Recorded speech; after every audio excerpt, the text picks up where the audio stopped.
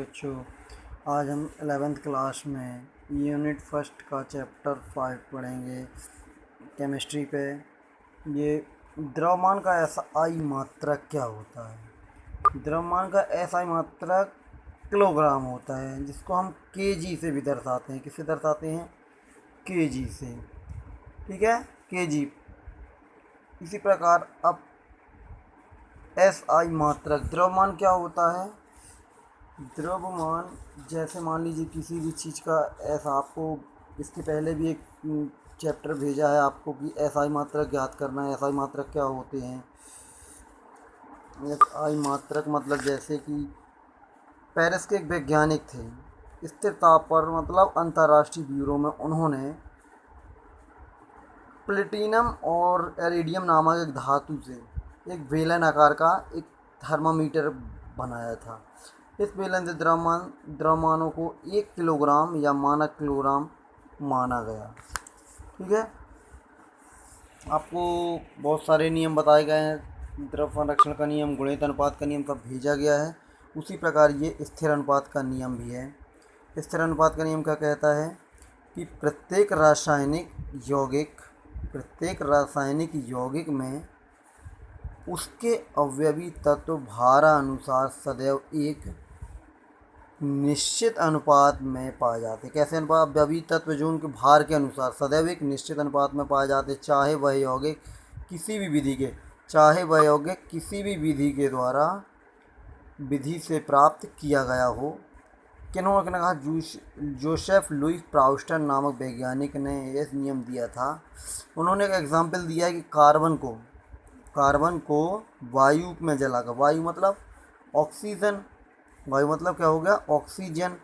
Carbon को oxygen से क्रिया कराने पर कार्बन डाइऑक्साइड बनता है। क्या बनता है? कार्बन डाई ऑक्साइड बनता है।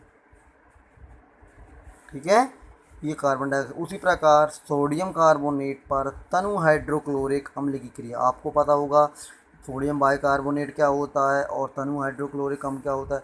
यह सोडियम बाइकार्बोनेट है और ये HCl, जिसको हम हाइड्रोक्लोरिक अम्ल बोलते हैं। इसमें टू मॉलिक्यूल्स लिए हुए हैं।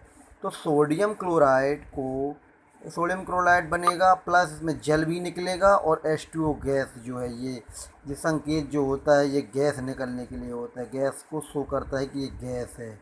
ठीक है, याद रखना इस चीज़ को।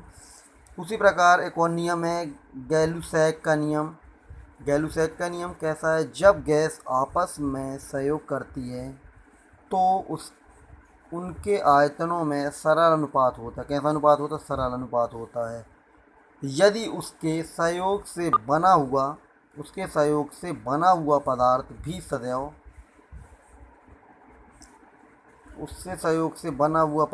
भी सदैव गैस हो तो उसका आयतन भी क्रियाकारी गैसों के आयतन के क्या होता है? सरल अनुपात में होगा, जबकि आयतन एक ही ताप और दाब पर पाए जाते हैं। कैसे होते हैं? सरल अनुपात में होगा, जबकि सभी आयतन एक ही ताप व दाब पर पाए जाते हैं। नापे जाते हैं, पाए जाते हैं एक ही चीज़। ठीक है, एग्जाम्पल मान लीजिए H2O है, जो है क्या है? H2O क्या है? एक गैस है। क्लोरीन, इसके साथ क्रिया कराने पर क्या बनता है? HCl। तो मान लीजिए हाइड्रोजन का एक अणु हो गया, क्लोरीन भी का एक अणु हो गया। उसी प्रकार अभिक्रिया होगी, इसको क्या बोलते हैं? अभिक्रिया का निशान है, तो अभिक्रिया हो रही है। तो HCl के कितने अणु हो गए? 2 अणु हो गए। इसका आयतन भी 1 है, इसका आयतन भी 1 है, इसका आयतन कितना हो गया? 2 हो गया। तो इनका एक रेशियो बन जाता है, अनुपात बन जाता है। मान लीजिए हाइड्रोजन 1 है तो उसका अनुपात हो जाएगा 1 अनुपात। क्लोरीन भी कितने? 1 है, तो क्लोरीन का भी 1 अनुपात बन जाएगा। फिर अनुपात हो जाएगा इसमें H2OCl2HCl, मतलब 2 मॉलिक्यूल्स हैं तो इसका हो जाएगा 2।